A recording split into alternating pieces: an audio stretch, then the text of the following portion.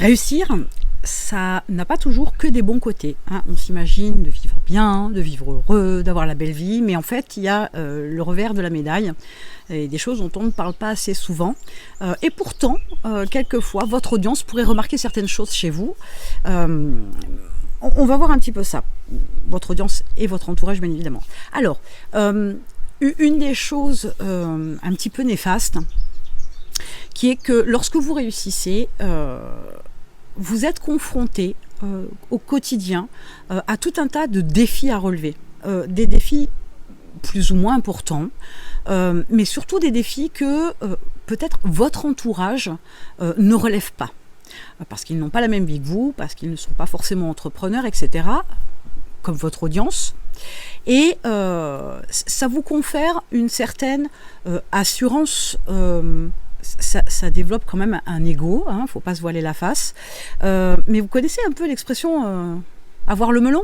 Voilà, donc il y a cette approche-là aussi où on se sent cette bouffée de pouvoir, de puissance avec la réussite, parce qu'on relève des défis plus ou moins conséquents, en tout cas bien plus conséquents que ne peut relever votre entourage.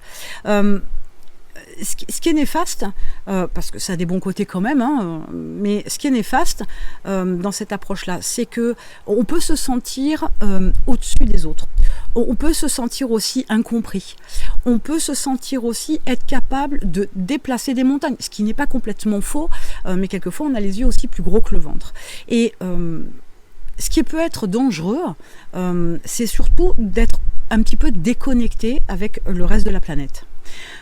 Cette approche-là, on n'en parle pas souvent, mais je vous dis, l'audience peut le voir, ou votre entourage peut le voir, ou à un moment donné, on peut voir dans des commentaires, oui, bah celui-là, ouais, il a fait péter son chiffre, il a dépassé le million, les 10 millions, que sais-je, on s'en fout, c'est pas le problème, montant gagné, mais les gens disent, il a pris le melon, ou elle a pris le melon, hein, c'est pas spécifique aux hommes, entendons-nous bien.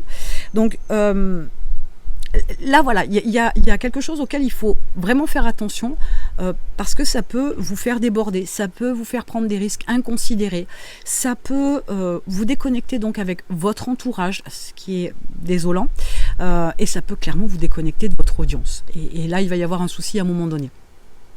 Donc ça, c'est une des contreparties dont on ne parle pas assez, à mon avis, de cette partie-là, de la contrepartie de la réussite. C'est non négligeable, il faut en être conscient. Et l'idée, c'est pas de lutter contre ça, c'est d'adopter très vite une posture d'humilité, etc., de détachement de certaines choses pour ne pas se laisser emporter avec cette puissance et ce pouvoir avec une réussite, votre réussite. Ensuite, la réussite, ça crée une dynamique mentale extrêmement importante, puissante, mais ce dynamisme mental, c'est aussi ce qui vous pousse constamment à être dans la réussite, à vouloir que chaque chose que vous lancez, ça réussisse, que chaque fois que vous voulez mettre un coup d'accélérateur, ça réussisse, qu'à chaque fois que vous ouvrez une nouvelle entreprise, ça réussisse, à chaque fois que vous avez une idée, ça se concrétise et ça réussisse. Ça crée une pression, un dynamique qui est bon au départ, mais ça crée une pression où vous cherchez tout le temps à réussir à tout prix. Et à chaque fois qu'il va y avoir une déception, ou pire, un échec ou une catastrophe, c'est quelque chose qui peut être extrêmement déstabilisant, pour ne pas dire destructeur. Donc là aussi, il faut comprendre que d'abord, il faut du temps pour que les choses prennent leur envol, donnent de la consistance et des résultats, et de la consistance, pardon, et des résultats. Mais il faut comprendre aussi que tout ce que vous ferez ne réussira pas. Il y a des gens avec qui ça paraît extrêmement facile, mais qu'à chaque fois qu'ils lancent quelque chose, ça réussit.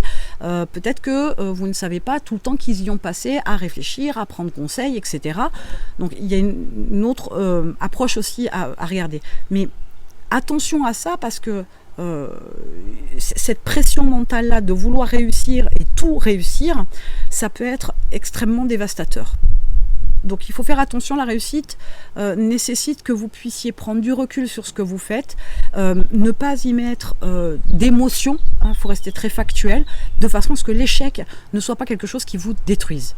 Enfin, le troisième point non négligeable, et qui peut être assez aussi négatif, désagréable, lorsque vous réussirez, quand vous réussirez, c'est que, effectivement, vous risquez de vous rendre compte que tout ça, cette réussite, cette aisance financière, cette liberté que vous avez à tout niveau, vous éloigne de tous ceux qui vous sont proches et un peu moins proches. Ça vous éloigne de votre famille, ça vous éloigne, du moins, ça peut vous éloigner de votre famille, ça peut vous éloigner de votre partenaire de vie, ça peut vous éloigner de vos amis, parce que vous êtes dans un monde avec des réflexions, des visions qui sont différentes, avec une aisance financière où eux ne pourront peut-être pas suivre.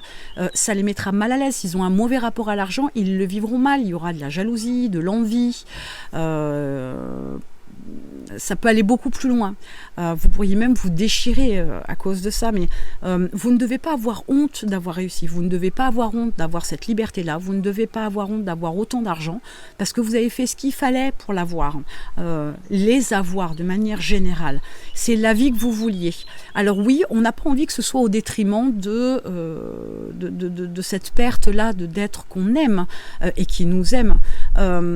Sauf que vous ne pouvez pas aller à l'encontre de leurs propres problèmes, de leurs propres croyances, de leurs propres démons, etc. Et vous ne pouvez pas être ce que eux ils ont envie que vous soyez.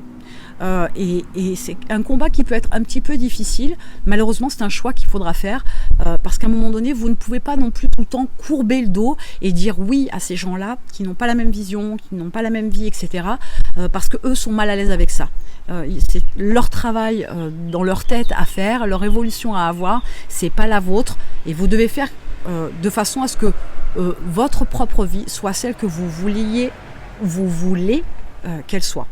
En aucun cas, ça ne peut être la vie que les autres veulent que vous ayez. Ça, il faut vraiment l'entendre et en prendre conscience. C'est difficile à entendre, c'est difficile à accepter, pourtant c'est quand même une réalité.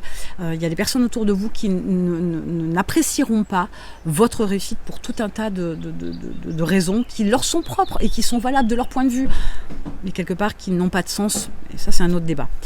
En attendant, si vous voulez travailler sur ces différentes approches pour pouvoir vous parer à votre réussite, vous avez un lien dans la description, je vous accompagne pendant 1 an.